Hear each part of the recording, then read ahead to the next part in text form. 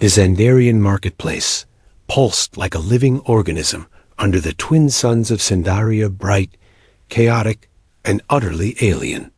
Scents from 1,000 worlds mingled in the thick, spice-heavy air. Charred meats sizzling on open flames, fermented.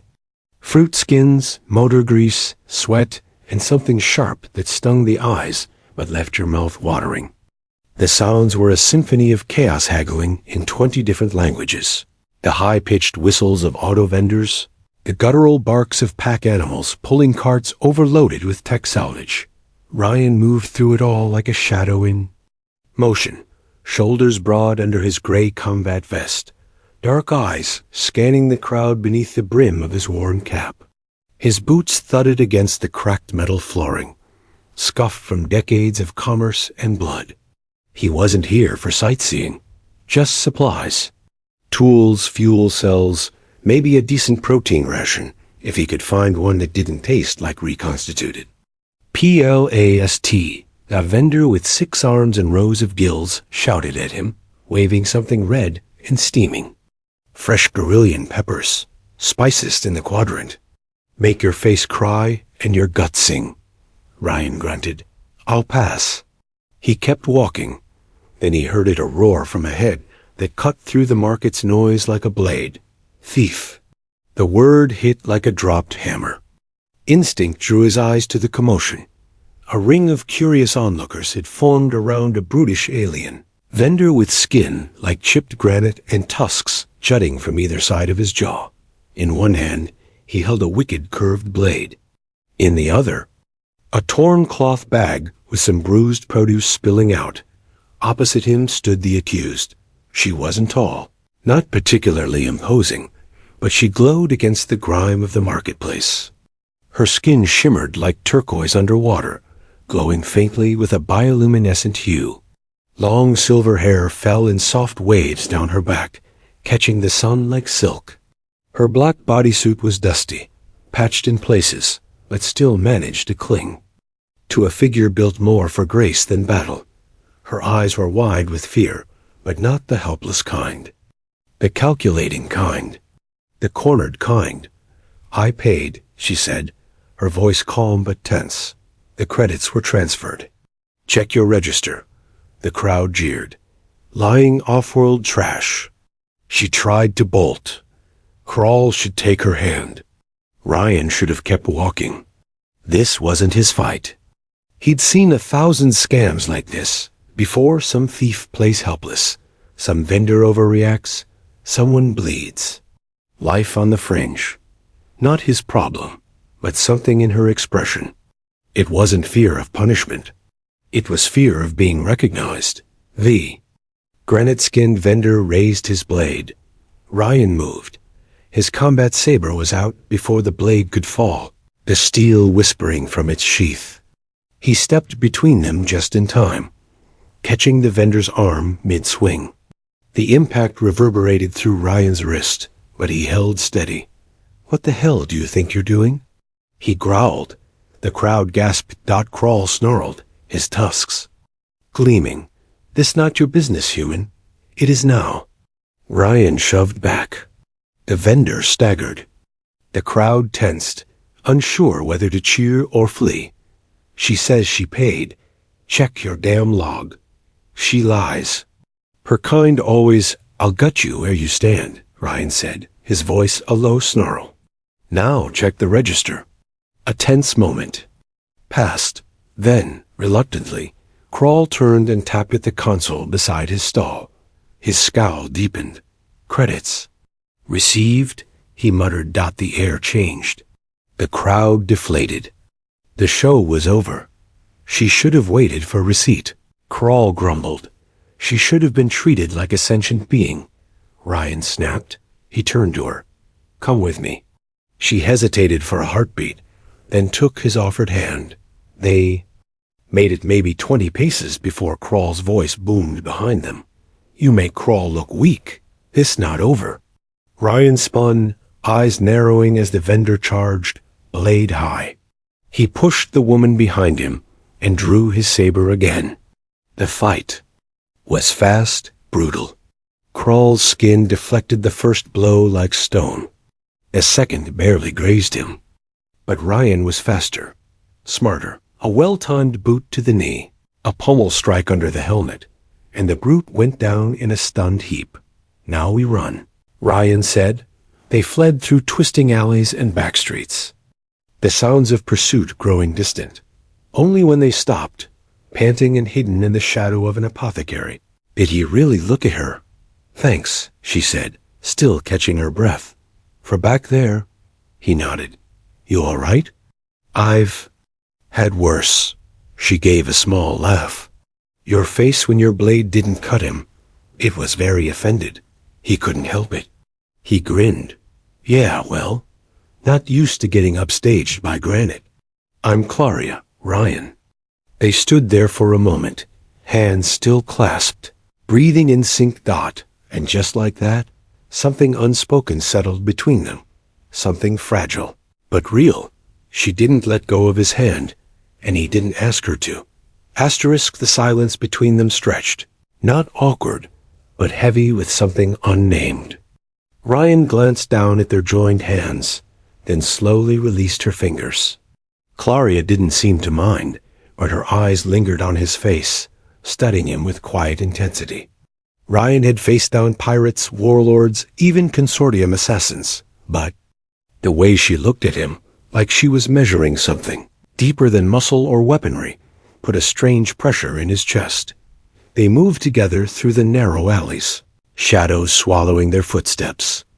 The marketplace was still a dull roar behind them, but the deeper they walked, the more the noise gave way to the humming power cores and venting steam of Sandaria's undercity. Pipes rattled overhead. Neon warning glyphs blinked on cracked walls.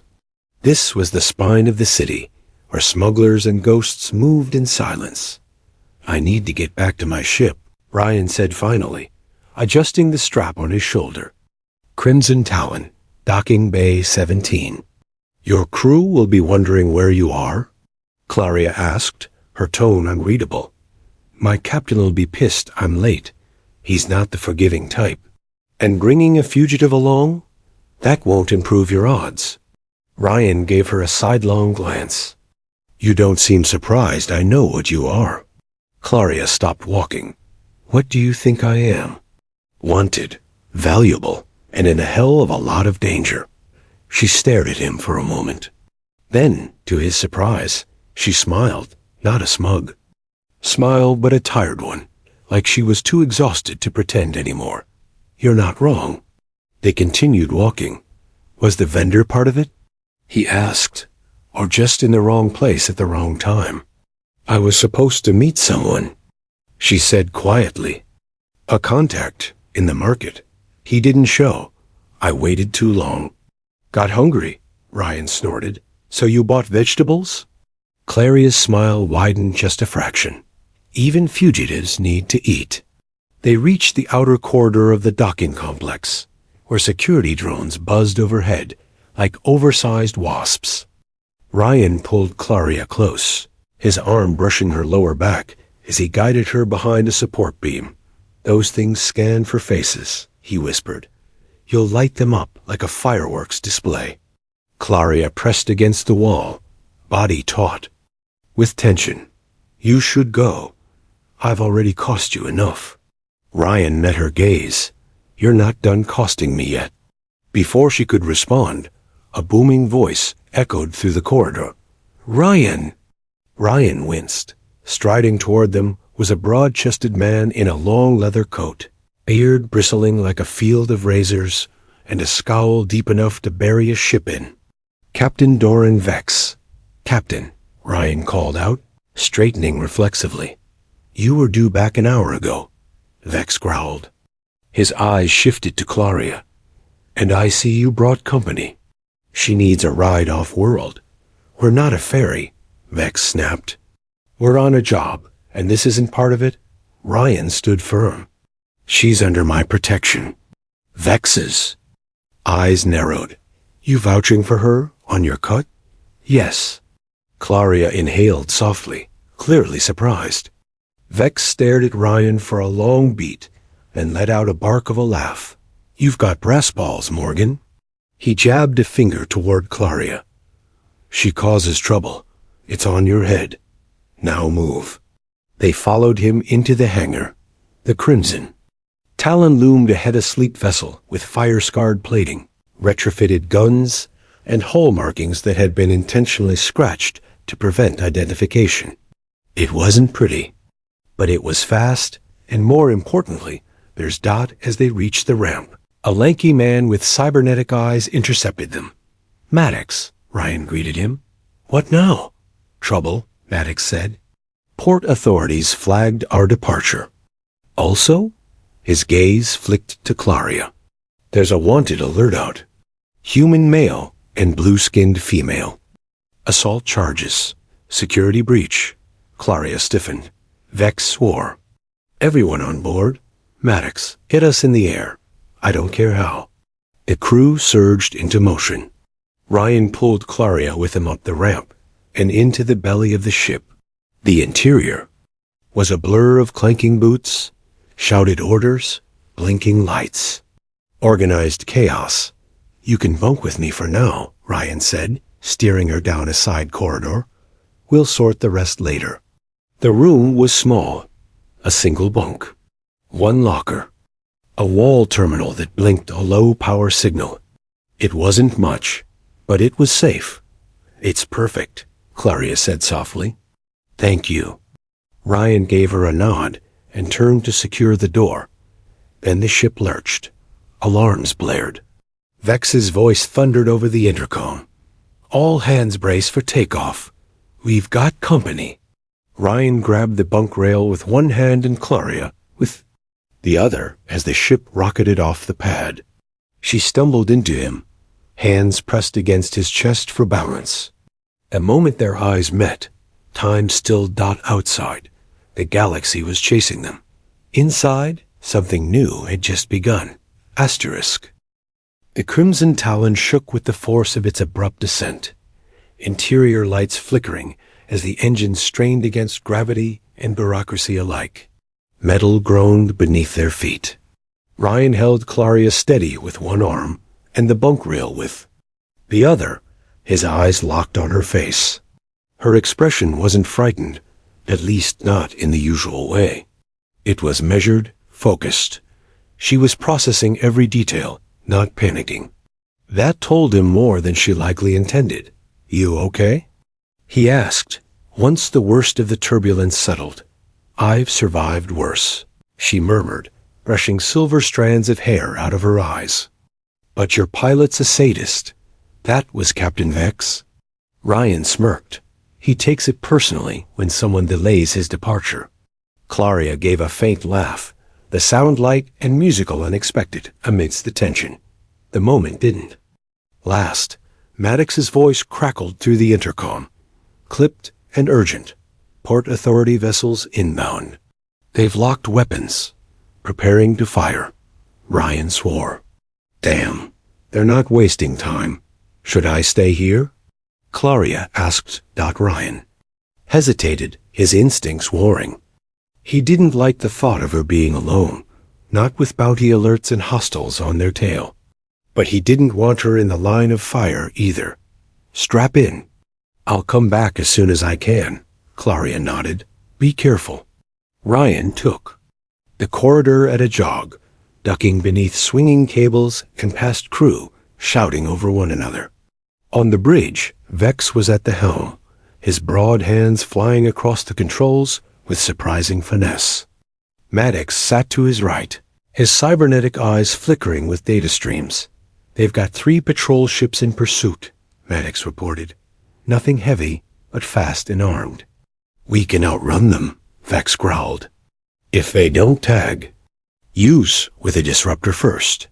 Ryan slid into the weapons chair, powering up the turret systems. "I'll keep him busy." "Good," Vex said. "They're already demanding we hand over your blue friend." Ryan tensed. "They know she's aboard?" Maddox grimaced.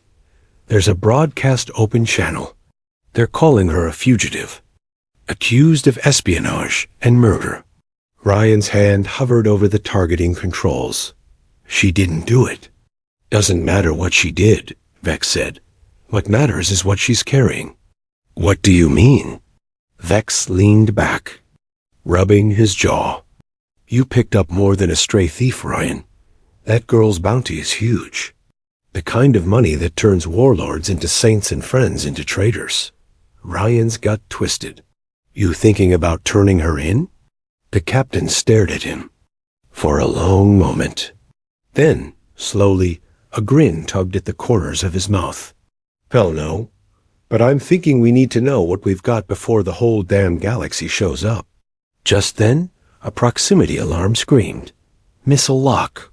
Maddox shouted. Starboard side. Ryan didn't wait. He fired a counter-barrage from the ship's flanking turrets, filling the black with pulses of plasma. One missile exploded in a bloom of orange and debris. The others veered, forced off course by the blast wave. Nice shot, Vex said. Keep it up. They bobbed and weaved through the stars, diving into the gravitational pull of a nearby asteroid belt. Behind them, the patrol ships gave chase, their lights growing closer on the rear displays. Then dash static. A quiet chime at the security console. Maddox frowned. Encrypted transmission, coming from inside the ship. What? Ryan stood. That doesn't make sense. Maddox's fingers flew across the keys. It's being rerouted through our cargo bay. Someone's transmitting our location now. Vex's face darkened. Betrayer on board. I'll handle it, Ryan said, already turning to leave. Take Breer with you, Vex ordered. If it's a trap, you'll need backup. Bye. The time Ryan reached the cargo bay, Breer was already waiting, pulse rifle in hand and jaw clenched tight. The cargo hold was dim and echoing, crates stacked like steel tombstones. Shadows moved in the gaps. They crept forward. Then, movement of a shadow above. Ryan looked up just in time to see something drop from the rafters. Breer. Too late. A flash of silver and red. Breer's throat opened like a zipper, blood spraying as he dropped to his knees. The killer was fast inhumanly so. Green. Skin. 4 arms. A jagged smile. NYX, Ryan breathed.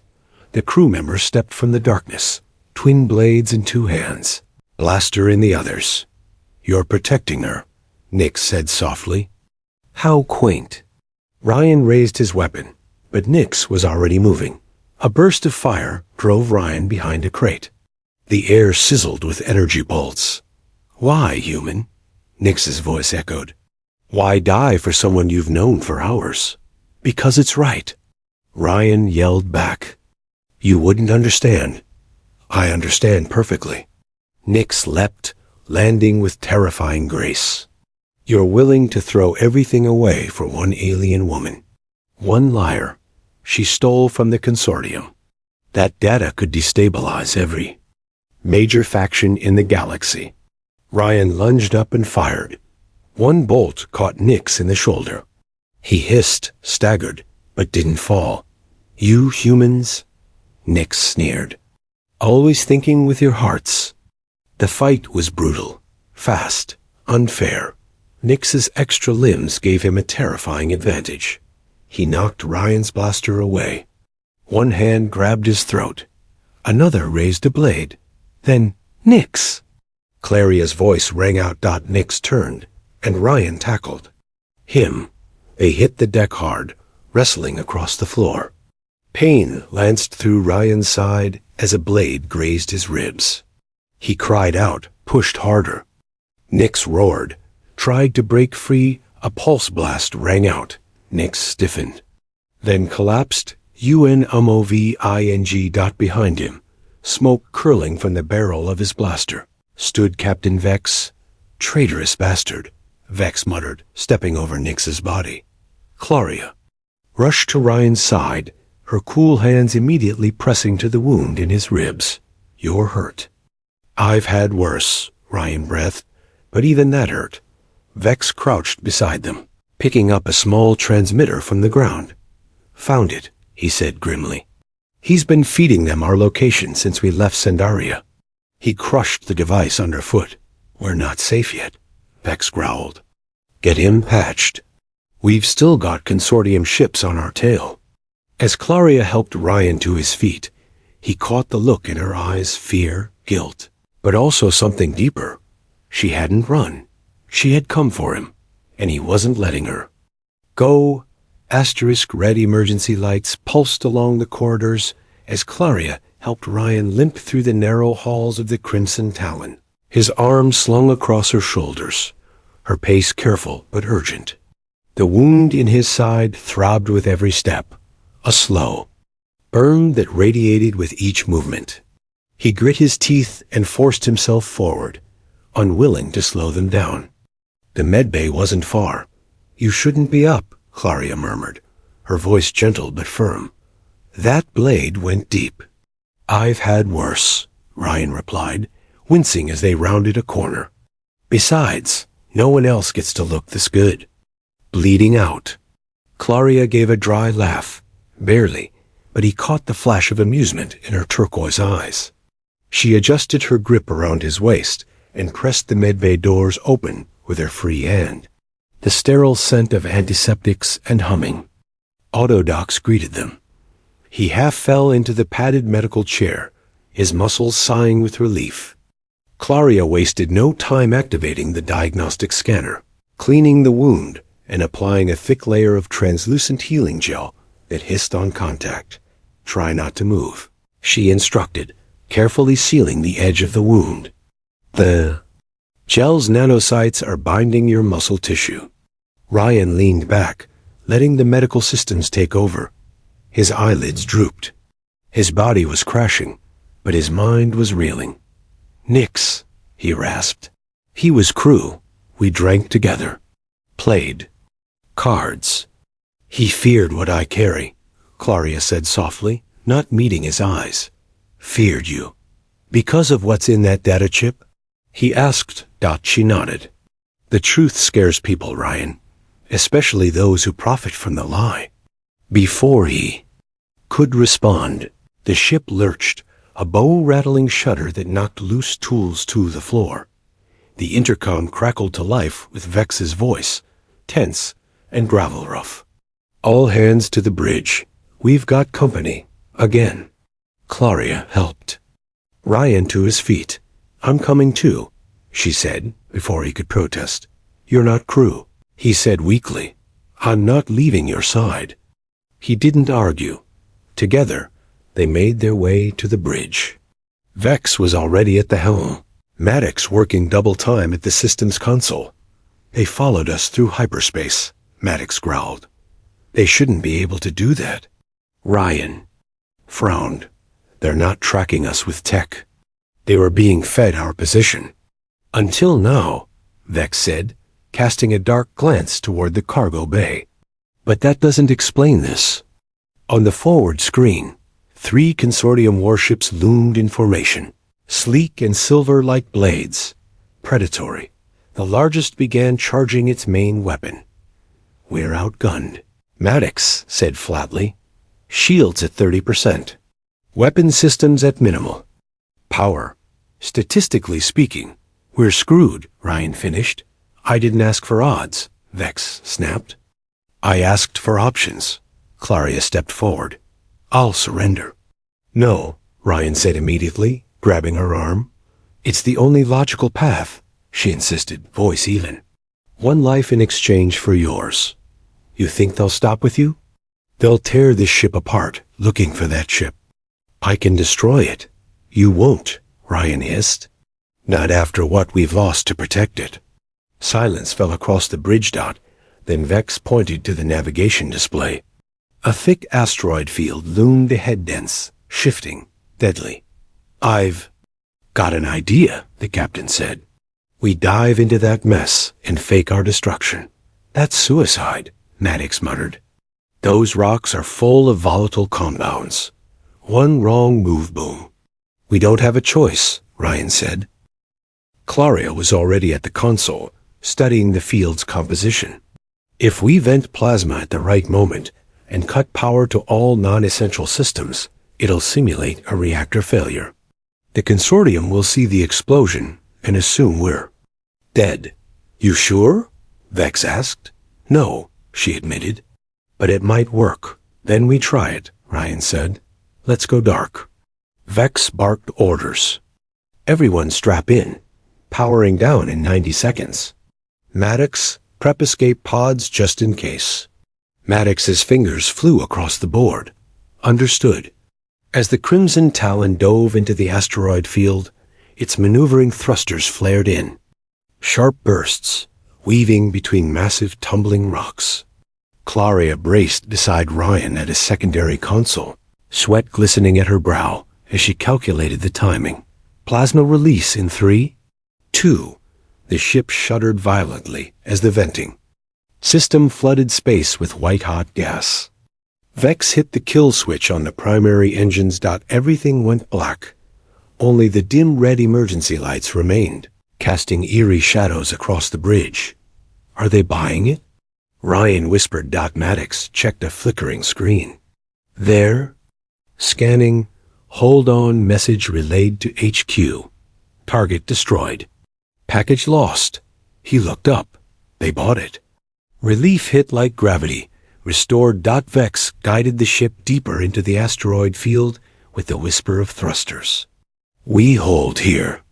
24 hours. Minimal power. We're ghosts until further notice. Ryan leaned back in his seat, heart still thundering. He glanced at Claria, who exhaled slowly, tension visibly draining from her shoulders. You did good, he said softly. She didn't speak, just looked at him. Really looked. I thought I lost you, she said, her voice low. You won't, he said, not while I'm breathing. There was no kiss, no dramatic gesture, just a silent understanding. Something unspoken passed between them in that quiet, dimly lit bridge. Something stronger than data or duty. They had survived the impossible, but the real war was still coming. The Crimson Talon drifted in silence. Darkness and cold pressed against. The hull like a second skin, the ship nestled within the asteroid field's ire-rich shadows. Outside, tumbling rocks as large as freighters rotated in slow, lethal ballet. Inside, life support ran on emergency conservation mode, just enough to keep oxygen flowing and bodies warm. Barely. Ryan lay on the narrow bunk in his quarters, one arm wrapped protectively around Claria's waist beneath a pile of thermal blankets. Her back pressed to his chest, her breathing steady, her skin cool against the lingering heat of his. In the red emergency lighting, her silver hair gleamed like starlight, her bioluminescent skin dimmed but not dark. Traces of their shared warmth still lingered in the space between them, woven into every heartbeat. You're thinking very loudly, she murmured, not turning. Sorry, he said, voice a rasp. Just wondering what comes next. Claria rolled slowly to face him. Her turquoise eyes glowed faintly in the dark. The consortium will come. Maybe not today, maybe not next week. But they won't stop, I know. You could still turn me in, she said, studying his face. Get paid, walk away, live, he snorted. What would I do with all that money? Sit on a beach and pretend I wasn't a coward? You could forget, she said softly. No, he whispered. I'd remember your eyes every time I closed mine. A smile curved her lips, slow and sad. In my culture, we believe certain. Souls recognize each other across time, across stars, I think. That's why I haven't left your side. Ryan reached up and brushed a strand of hair from her cheek. I don't care about the data, Claria. I care about you. She leaned forward and pressed her lips to his, not desperate, not rushed. Just real. When they broke apart, she whispered, then let's face whatever comes next together. Their moment was shattered by the sudden wail of the ship's klaxon. Red lights intensified. Overhead, Vex's voice blared through the intercom. All hands to the bridge. We've got incoming. Multiple contacts. They found us. They scrambled into clothes, adrenaline slamming into their systems. Ryan winced as his ribs twinged, the healing wound protesting every movement. Claria offered a shoulder without hesitation, helping him down the corridor. When they reached the bridge, Maddox was already at his station, eyes flickering with urgent data. 3 consortium vessels, he reported. All armed. All angry. How the hell did they find us? Vex demanded. They shouldn't have, Maddox muttered. Asteroid metals are masking bio and engine signatures. They must be sweeping the entire field. Ryan's jaw tightened. And this was always going to happen. Claria stepped forward. We need to consider escape options. They've boxed us in, Maddox said.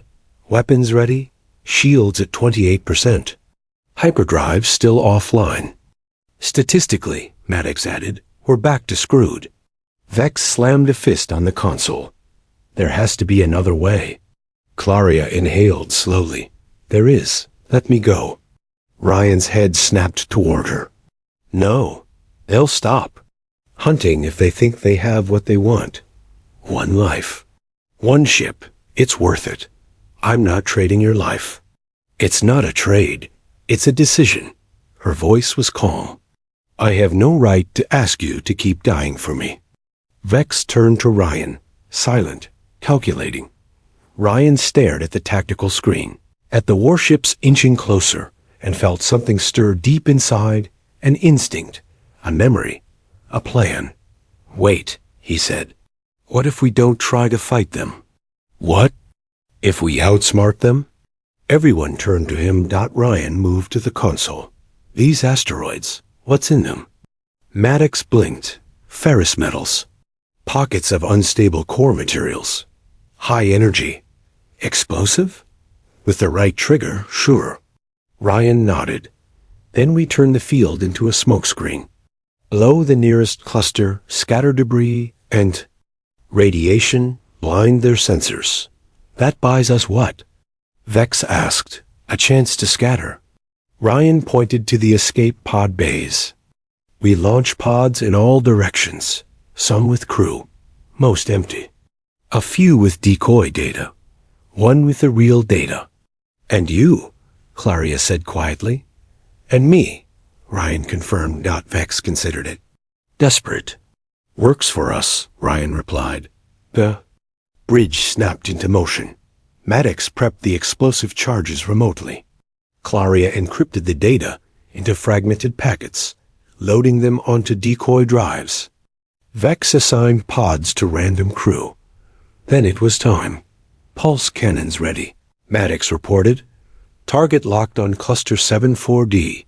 Vex growled. When this goes, it's going to light up the whole belt. Then let's give him a show, Ryan said. Vex looked across the bridge at his crew. Whatever happens next, it's been an honor. Even Maddox nodded solemnly. Fire. The asteroid burst like a star. Radiation flared. Debris scattered. The crimson Talon bucked as shockwaves. Rolled across her hull. Launch pods. Vex barked. The escape bay emptied in bursts of fire and light. Capsules streaked in every direction like seeds from a dying tree. Inside their pod, Claria clutched the real data. Ryan activated manual thrusters, guiding them through the chaos. They're confused, Claria whispered, watching the scanning. Feeds. They don't know which one is us. Let's keep it that way. Behind them, a new bloom of fire lit the dark. The crimson Talon its core detonated, whether from enemy fire or by Vex's order, they couldn't tell. Claria stared. At the viewport. He gave his life for this. Ryan's jaw tightened. Then we'd better make it count. Hours later, as they floated in the silent aftermath, a new signal appeared on the scanner. A civilian ship. Not Consortium. The ID pinged. The Stellar. Horizon. Claria's voice shook. They're human. Ryan hit the emergency beacon. Let's hope they're friendly. The stellar horizon loomed large through the pod's viewport, sleek, weathered, and unmistakably independent. It wasn't consortium design. No sharp predatory angles, no silver-polished arrogance.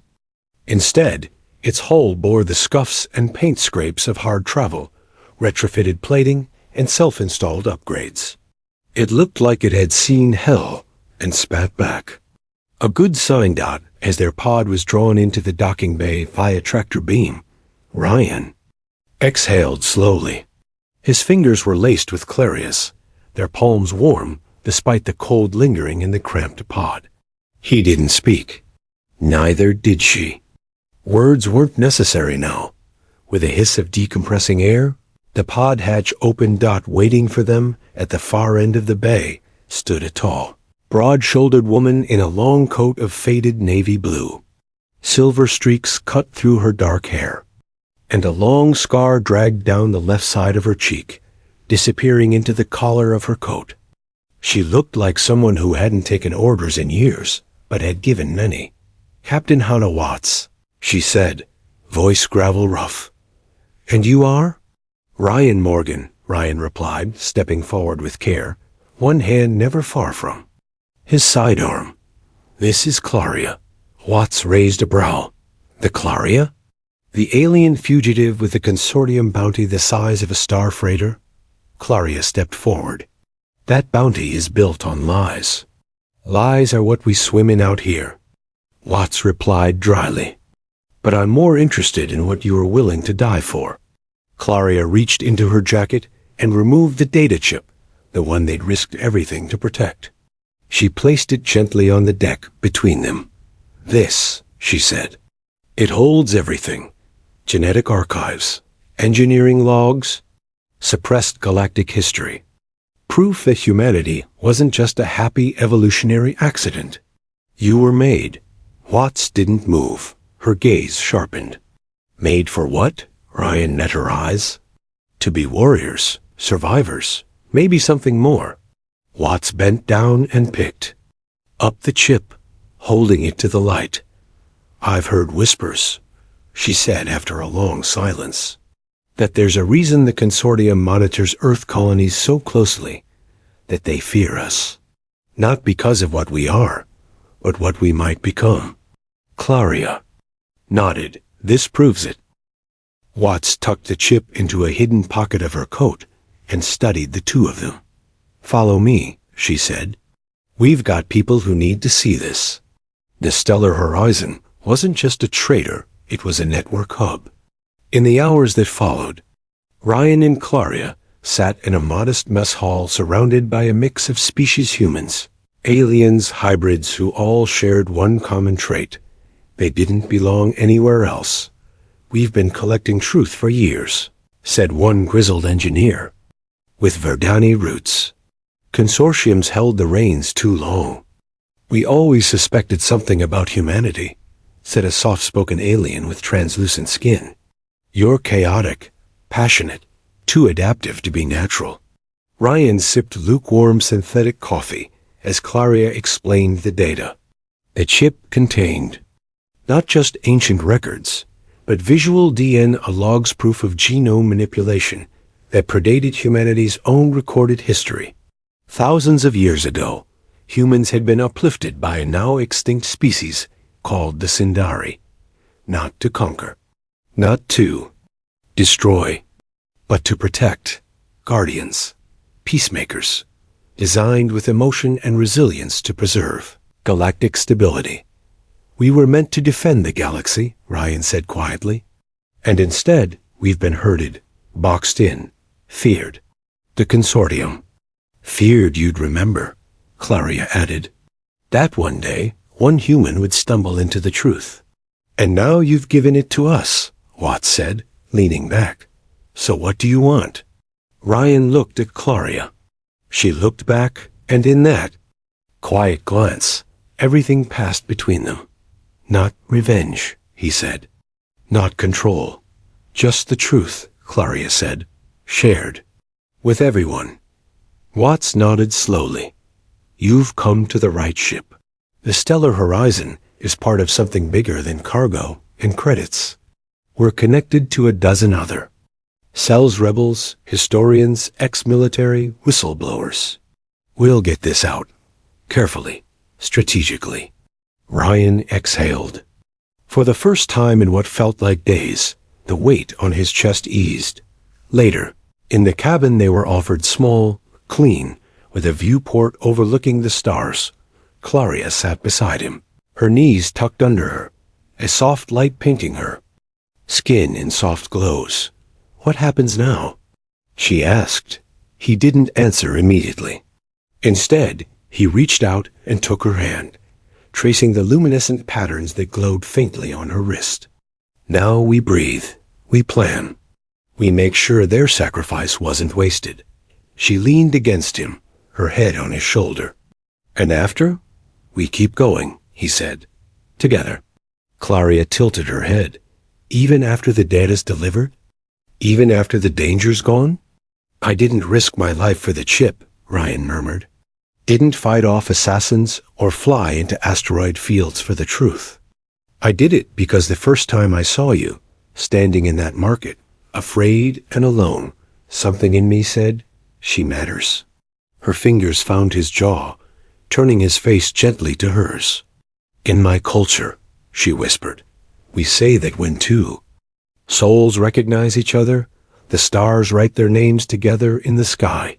Sounds like a hell of a constellation. She kissed him soft, deep, real. When they broke apart, she rested her forehead against his. I'm not leaving you. Sighed, she said. Good, Ryan whispered. Because I'm not letting go. Outside, the stars streaked silently past the viewport.